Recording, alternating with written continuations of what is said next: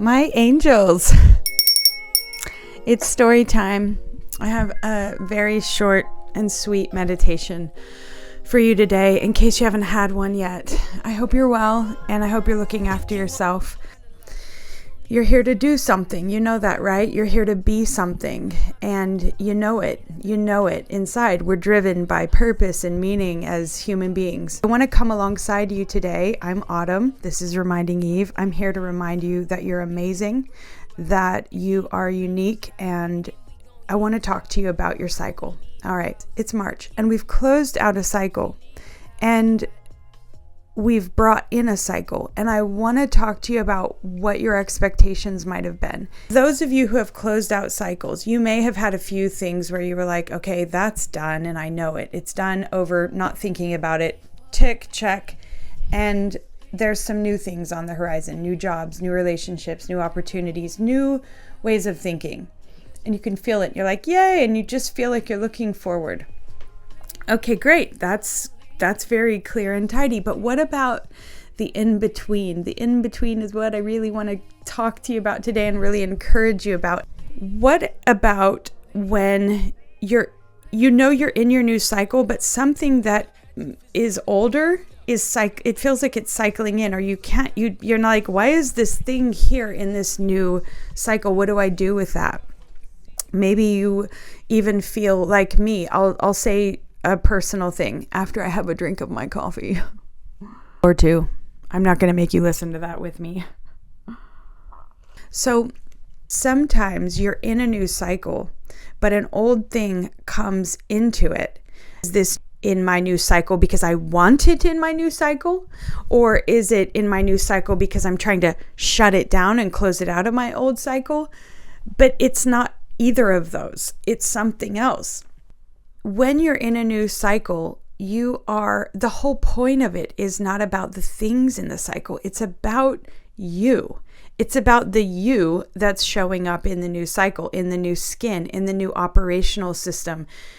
And the questions that we would be asking, again, are how am I walking my life out? It's not about the destinations. It's not about the items. It's not about any of that. It's about who you are being, if you are being the best version of yourself. So it can be really daunting to come to something and go, gosh, I just don't want to deal with that, because that is like, it feels like an old cycle. It feels like the old me. But God allows old things to come into new cycles and for it not to be tidy and for it to feel messy, because what you need to experience is walking back up to that old thing and being the new you with it. Does that make sense? Sometimes you're going to have a relationship come up or an opportunity to react or do something or say something in a situation that feels old, but it's not old. It's actually new. And the thing that's new about it is that you are dealing with it in a new way. And you actually have to see that for yourself. And I want to jump from that into the clarity conversation. The idea of a new cycle, especially when you're at the very, very beginning of a new cycle, is you are negotiating in a perfect world what your season is about, right? It's like a righteous man kind of knows what his season is. He can feel it. So you want to be dealing with these things and getting clarity on these things because you economically want to save energy. Ultimately, you want to economize your energy. Am I supposed to be dealing with this thing? Is this supposed to be involved in this season? It's not that you're being controlling. It's not that it's just you're trying to get clarity. Okay, we got to mind this a little bit. The integrity of the new season. Let me actually story time means it needs a story, right? So let me use a story. That's the only way I know to really explain this. So, and a personal story. Okay. Let's say, for example, that the spirit of rejection, right? you have been carrying around all your life. It dictates so much, whether you know it or not, about your relationships, about how you make your choices, about how things unfold for you, truly about how you manifest things. And I can say that with 100% assurity, because what we believe in our heart, as a man is in his heart, so he is. So what you believe to be true actually is what is informing your neurological operational system. It's called the reticular activating system, your RAS. That's your filter system. That's the thing that goes, I'm waking up every day, and when I walk through the world, my reticular activating system, my RAS, is telling me to look for evidence of what I believe to be true. In a perfect world, that is pre-fall of man, right? That was always meant to strengthen our faith in goodness, in God, in all the good things about our humanity and our creation and our world, right? But it works either way. It works universally, indiscriminately. So if you believe something that's not true, it will look to prove that. If you believe something that's true, it will look to prove that. That's what's coming out of our heart. And that's what Christ said, didn't he? He said, guard your heart, watch your heart, look at your heart, know your heart, because out of it flow all the issues of life. Business is affected by this. Family is affected by this. Relationships, everything that's important about life is affected by what you believe in your heart. So if you, at a young age like myself, took on a spirit of rejection or abandonment or whatever, that will have informed decades of my life and how I responded to things. So let's say, for example, you become free or you become delivered of that spirit of rejection, like I did. Okay. Well, how do you know you're free of it? I'll tell you, you will know a tree by its fruit. You will know from the fruit in your life. Are you feeling different in your body? Is your nervous system, are you more connected with your nervous system? Are you able to conversate with people in a way where it's not the spirit of rejection that's informing every message? It's you going, I can see what I want to say more clearly because the spirit of rejection is not already informing me ahead of time what the other person's going to say back, or say it like this because just in case they respond in this way, right?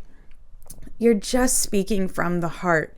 You're able to be emotionally free enough of fear, of rejection, that you can hear yourself and see yourself in a new way. Does that make sense, you guys? It's not about the old being in the new season. It's not about the old at all. There's nothing old about it. It is a new day, period, full stop. And God is letting healing be tested. It's not just tested through new experiences, new jobs, new people. It's tested by when something comes up in your soul and you need to deal with it. How do you deal with it? So I hope that brings some illumination, some light to the conversation about cycles, because you can be in a new cycle and have something come up and it be a part of the new cycle.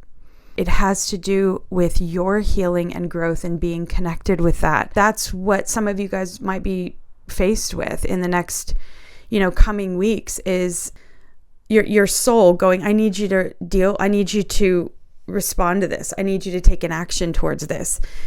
And you being like, oh my God, what am I going to say? What am I going to do? And I want to encourage you, approach it again, slower. Connect with your body, connect with yourself and say, I'm really proud of myself. Like, this is the best version of me. And I want to tell you something else that the Spirit reminded me of today. And that is, love for me is everything. Love is everything to me. How I love people, how I love myself, how I love God, how I love my life, how I love my kids, everything. Love is everything. And I think for a long time I put that as maybe a foolish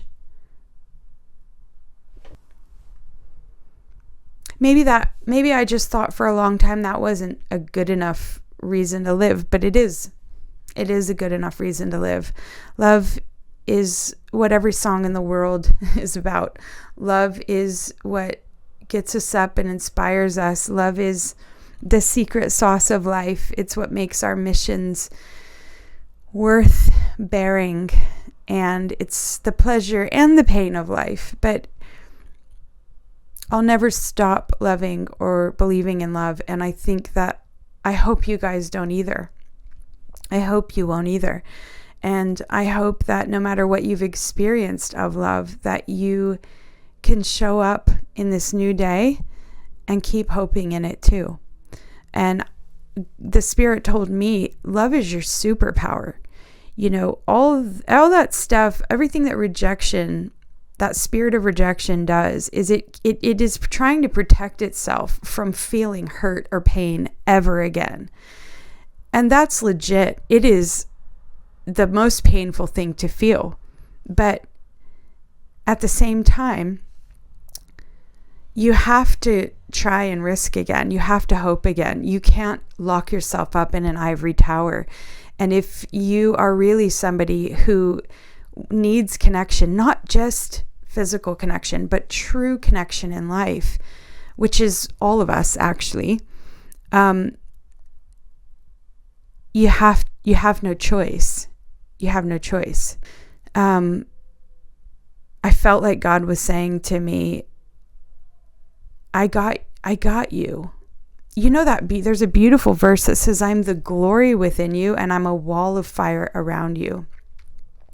That was ringing in my ears all day yesterday, is that now that I'm sort of free of the spirit of rejection, I can feel a protection around me that isn't about me being so cool and so like, I'll beat you to the chase. I'm going to reject you before you reject me kind of thing, And a lot of us, you might be familiar with that tactic because a lot of us do it. You have a spirit of rejection if you're doing that. And it's informing. And I hate that because it's the master, it's mastering you.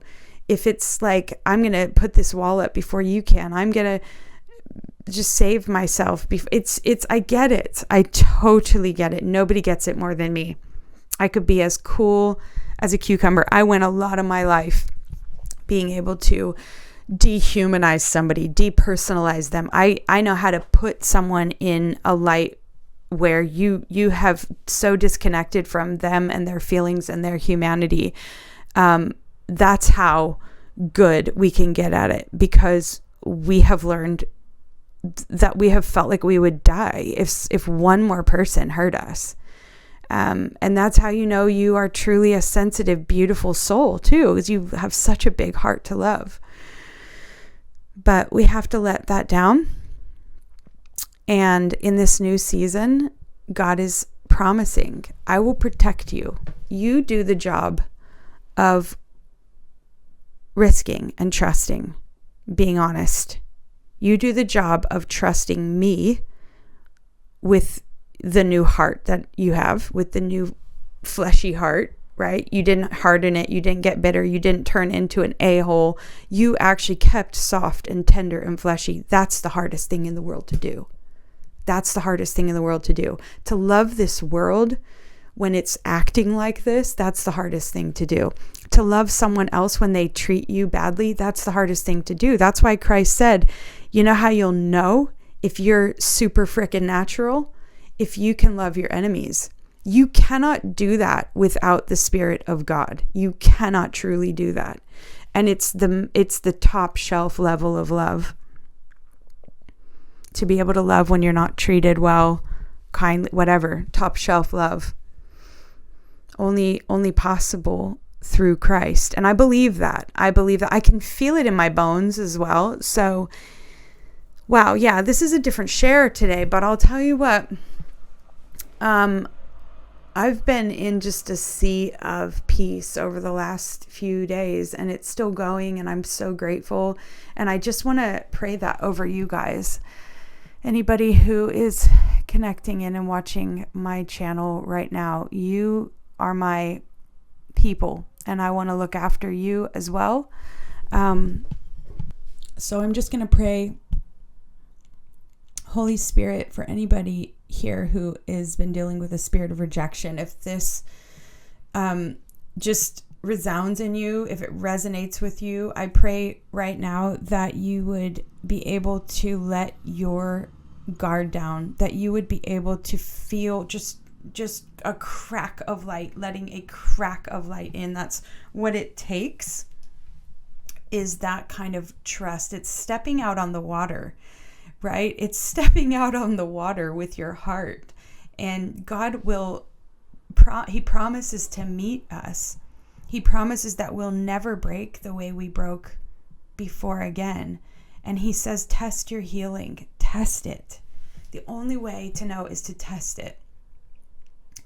So I pray strength over you, and I pray peace over you. And I pray that in this new cycle, that you would feel so much love and peace pouring into you, that it would be the wall of fire around you. It would be the glory within you. It would be your protection. You would find yourself getting to lay down the armor a little bit.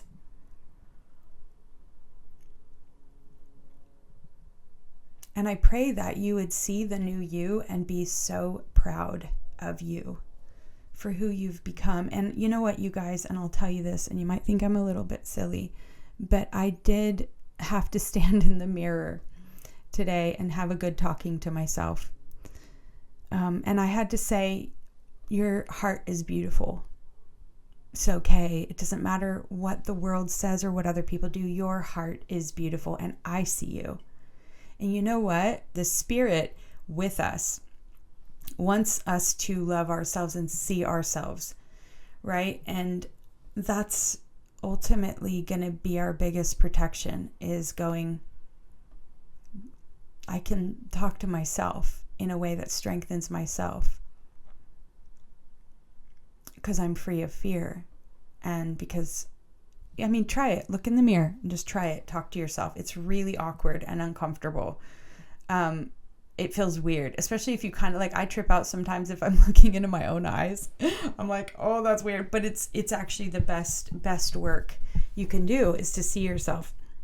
Anyways, yeah. Oh, also somebody asked me about my eye color. So you guys, I have green eye. This is so random. I have green eyes, and I have 2 different pairs of contacts that I wear. I have a clear pair, regular contacts, and then I have a green pair. When I put my green on green, that's why it looks different. Somebody asked me that. Anyways, that's what's doing. And actually, I've been wearing these this week because the prescription in these is, I like it better than my other ones. You know why? Because my other ones are trifocal, bifocal, whatever it's called. They have like, it's a bit weird. So I go back to these. So I'm not tripping you out. It's just, I sometimes wear green on green because I like it. Anyways, I sometimes wear eyeliner and sometimes I don't. That's just my prerogative as a girl. I love being a girl.